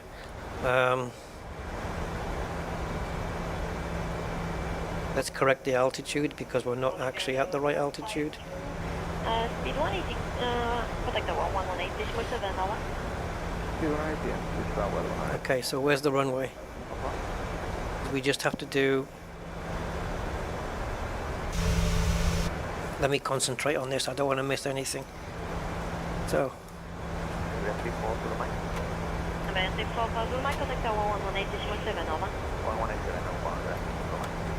Flaps 5 then engaged. Straight down to 5, not messing with 1 or 2. Are we in the 5 position? There we are.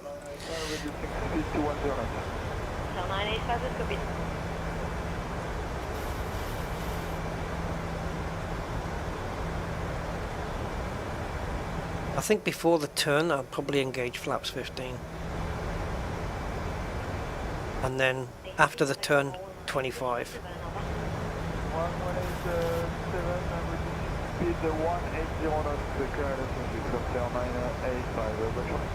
Thank you. 25, gear down, flaps 30 on the final, land. Easy 4020, reduce at convenience 1. I love the French accent there. Zero. Zero. It's lovely.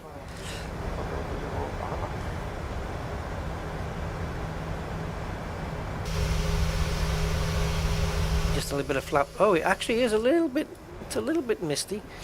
It did say the visibility was 10,000 feet though.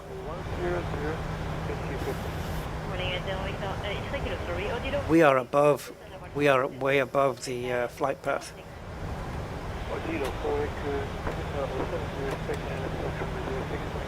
I think that's.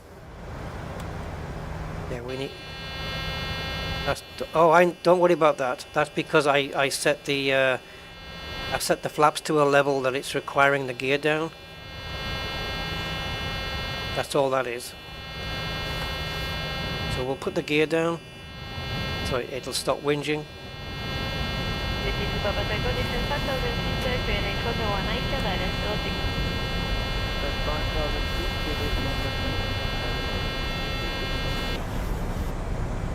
Okay, and we're at flaps 15.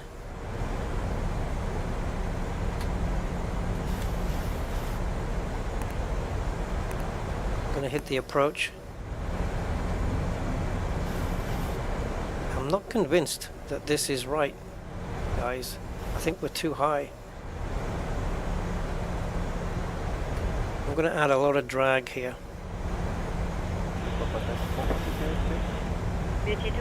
This thing's gonna have to, yeah, we're too high, surely.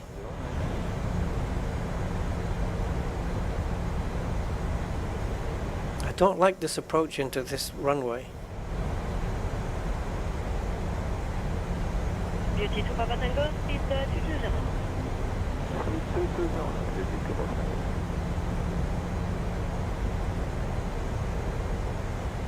So we've got gear down, we've got flaps 25. This thing's gonna have to descend a little bit quicker than this, isn't it? 2500. Are we on? I think so.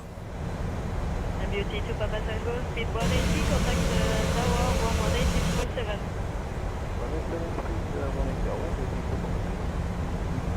How far up the runway? 3.9. We should have picked up the glide slope by now. This shouldn't stay lit either.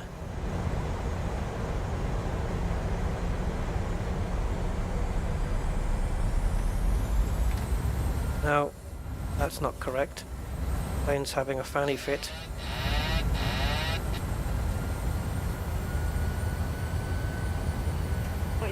It knows it can't make it normally.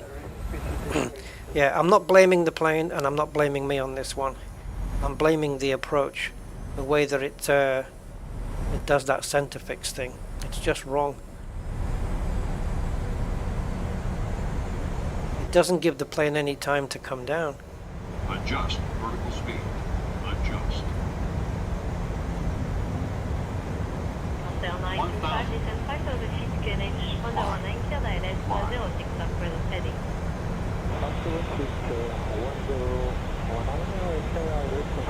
Not a lot of buildings, considering that this is Gatwick.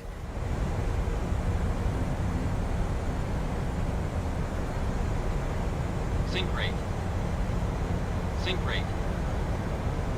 Is that why it pulled up? Because there was another plane there? I don't think so. No, but he is. Sync rate. He's pulling up because there's yet another plane on the runway. Speed 180, contact tower 118.7. Minimums. 180. 118.7. Okay.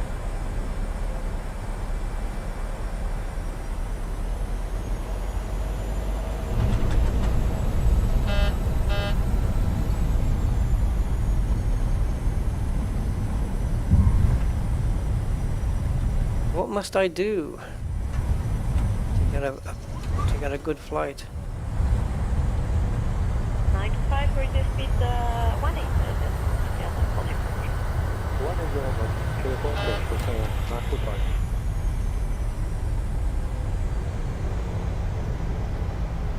Yeah, we were on the final turn, on that final U-turn, we were too high. The altitude was too high. It wasn't continuing to descend quick enough. And I don't know why. Sometimes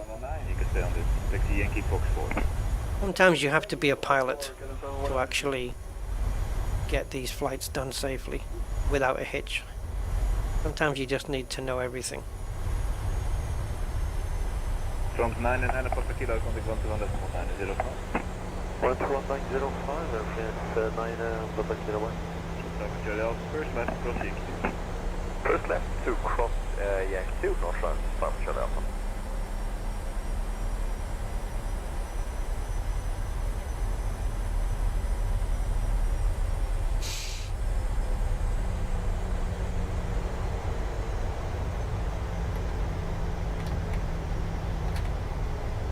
Yeah, so again we have to do a forced landing. But I think it's that approach. I think if it had given me a westerly runway instead of an easterly one, The 73 Golf, you can stay on this. I could have forced SimBrief to do that, regardless of the wind direction, and just say, you know, If we're landing in a tailwind, so be it. I could have done that.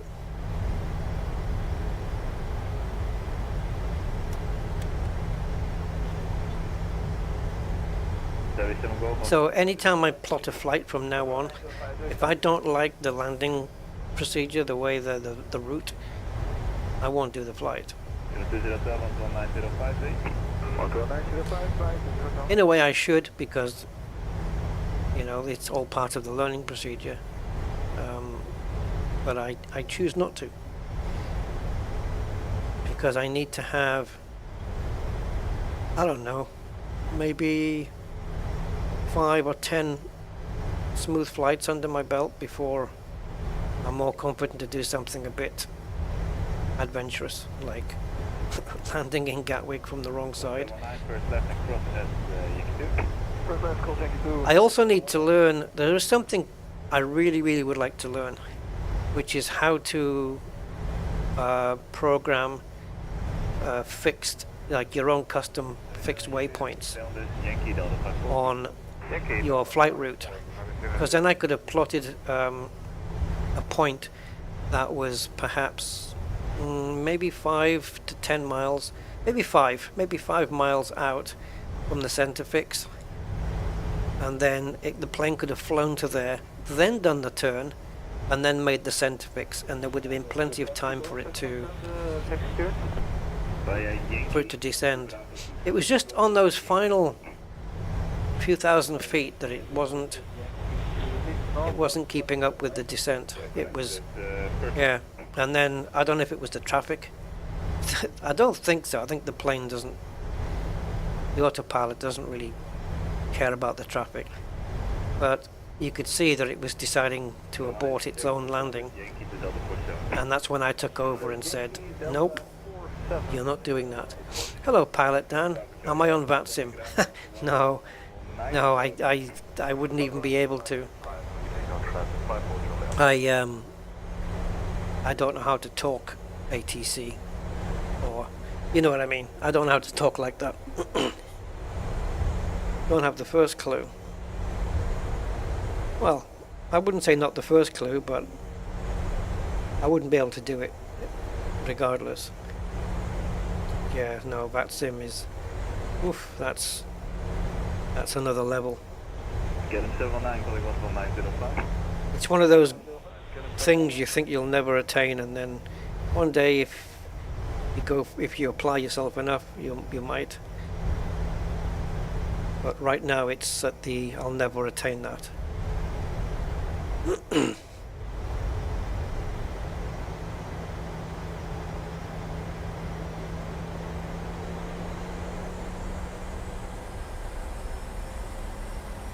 I'd like to be on VATSIM, but I need to be competent with the planes first. Good morning, 994, Dr. 3, where located?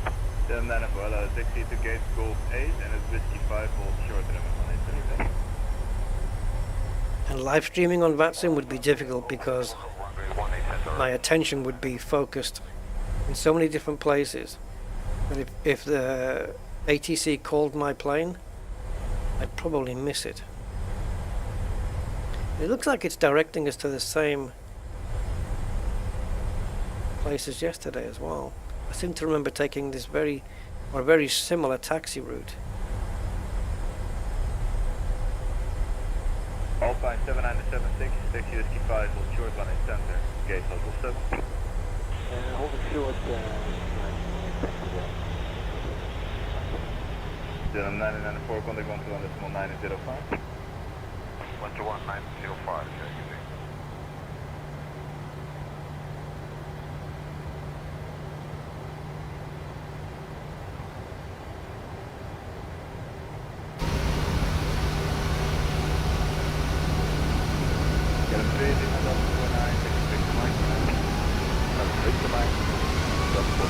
I don't think I'm in the right place here.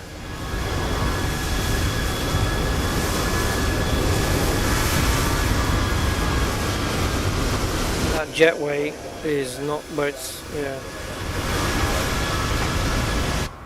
Whiskey 5, cross on the running, center Whiskey along 678. So you want to Bravo Delta 4, clear the victim line for now.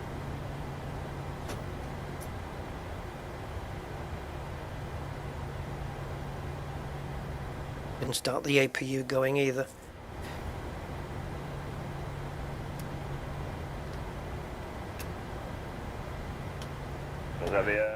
One Bravo, taxi Delta 44, hold and Spectre Mike. Hold and Spectre Mike and Delta 1, correction 44, copy 1 more Bravo. Yeah. Nasty.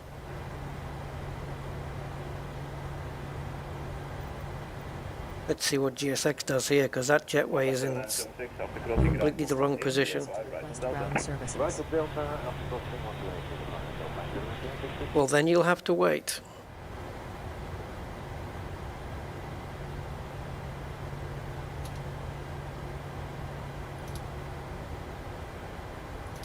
Each 757, you can stay on this, taxi by Yankee to gate Golf 6. Taxi Yankee Golf 6 here for 757.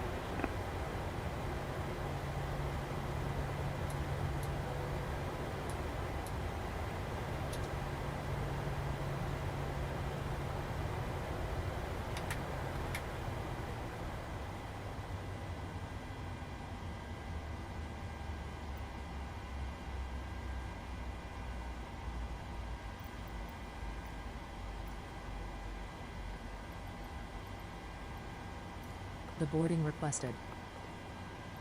Oh, I don't care. That one. Any handler you want. See, once we've landed and stopped the plane, this great big box should disappear.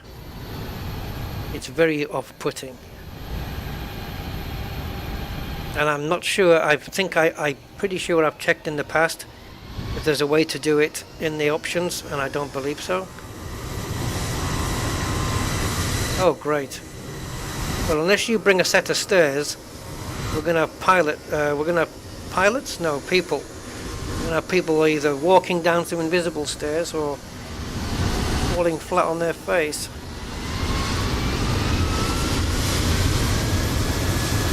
But thanks for breaking my wing. Appreciate that. This is bizarre. We've got stairs and a jetway, and the logic of the jetway is illogical.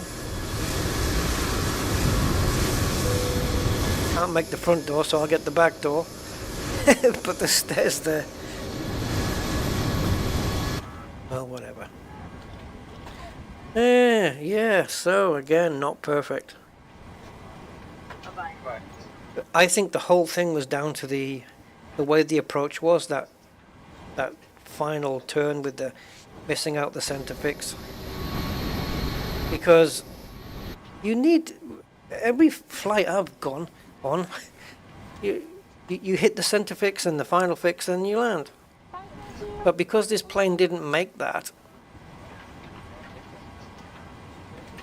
I don't think it calculated the descent quick enough, or it didn't do it properly. So nobody is coming out of that way.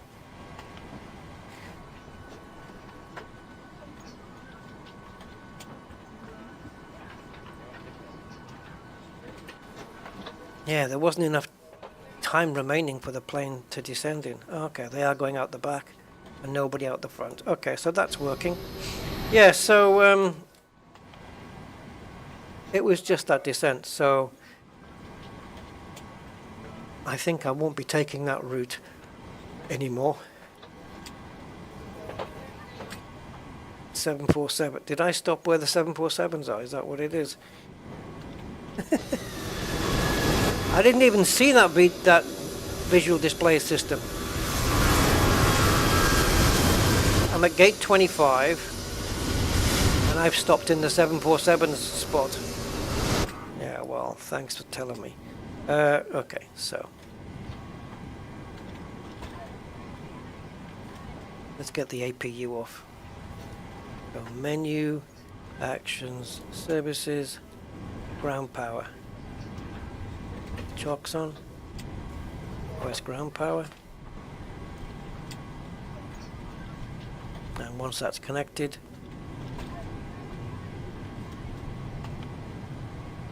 Thank you.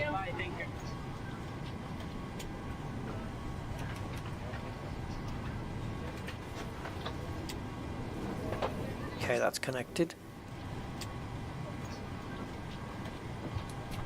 Switch on to ground power.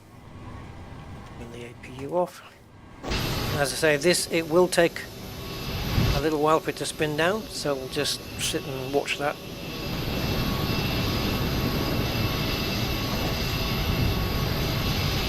Yeah, well, there it is. I think I'll stick to 4 wheels next time instead of 6.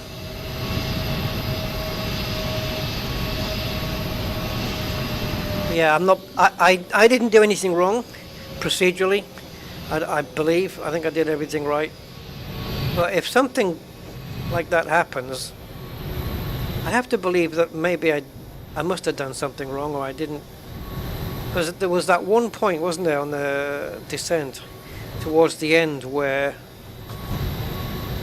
we were suddenly way above the VNAV path.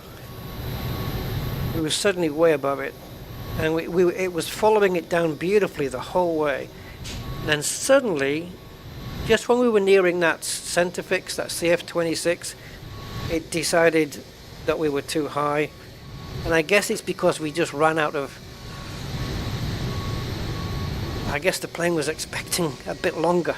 It needed a bit more time, which, had we hit that center fix, it would have had the time it needed. Do you see what I mean? That's the only way I can explain it, really. Yeah. Very weird.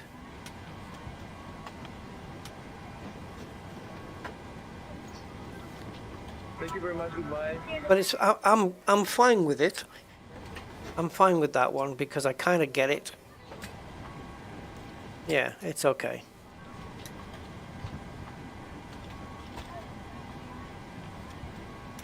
It's just a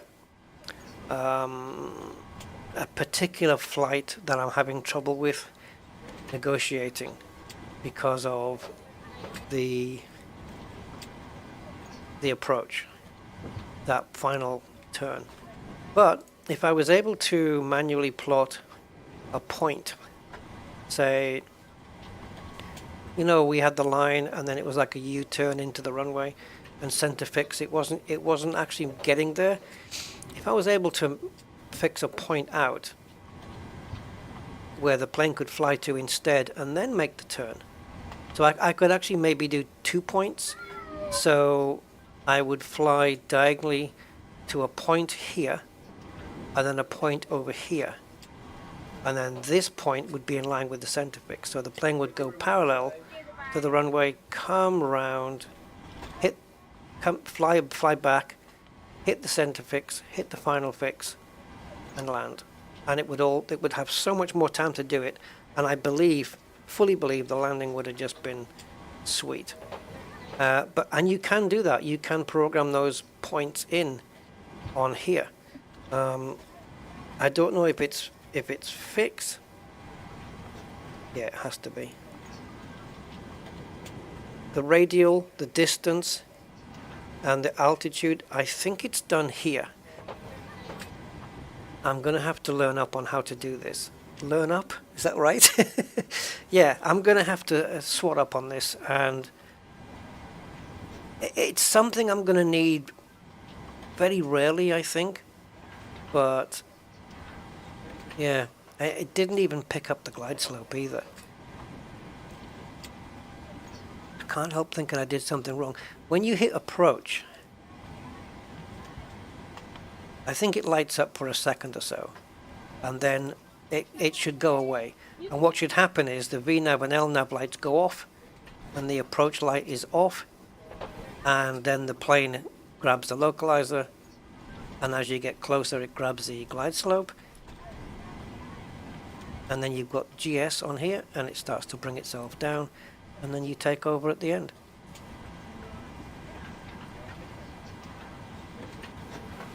But you know, it is what it is, I guess.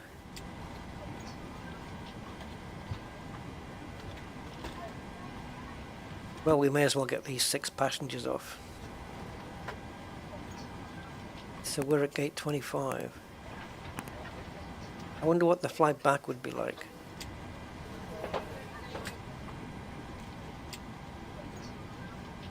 If it had given me, you know, because we were flying west to east, if it had given me a west runway instead of an easterly one way where we have to U-turn round, again it would have gone fine.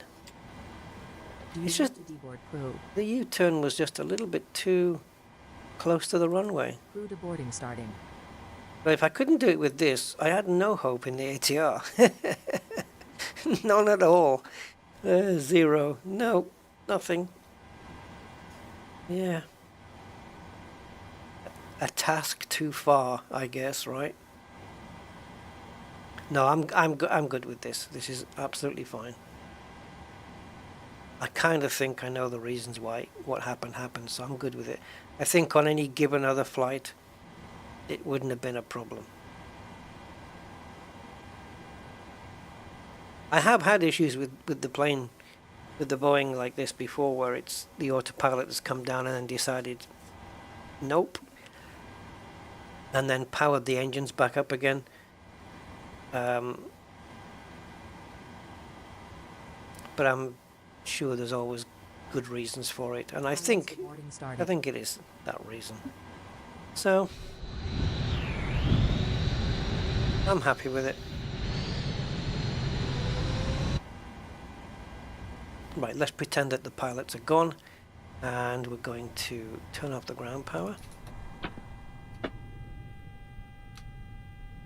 turn off the emergency lights, turn off the battery. That is that. And the ground power is connected, which I suppose is what's powering that light. No. If I hold the menu button down here, go to ground services, tell it to release the ground power. And now that there's nothing to, no power to this plane now.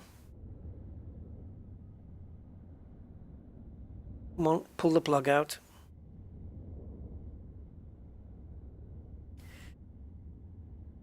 Yeah, that's it. The light's gone out now. Yeah, so as soon as they plug in the ground power plug onto the plane, then it provides power to light up the light that says, hey, you've got ground power available. But now, nothing. Zilch, nothing, no power. Okay. Well, it was what it was, right, guys? You know, that jetway's stuck there now. And I've left my door open, let some air in. Alright, so there you go. That's it. We'll keep pushing, keep doing another one. And it just flashed through my mind right now. Oh, how about doing the same flight again but in the Airbus? No, but the Airbus is a computer. It'll work it out. No, will it? Oh God, no, not doing it. Someone's off. You can imagine this is a busy airport. It's not quite the busyness of Heathrow. Oh, there she goes. Landing or taking off? That's got to be landing, right? Because it doesn't look fast enough from this angle. Maybe. I can't tell. Yeah, I think he is taking off actually. We've got a taxier here. Yeah, he's going. He's off. Off to see the wizard. Right. That's it. Thus ends the stream, guys.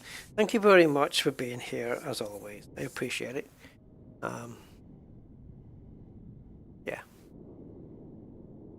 I'm not going to do that approach again, that U-turn approach. I'll tell Simbrief, no, give me another runway. I don't care. I don't care if I'd rather have a tailwind and, you know, add some extra drag to the plane to compensate than do a U-turn right before the runway. No, thank you. Not my thing. I'm not there yet. Yeah, thank you guys. I'll catch you on another one. And until then, bye for now.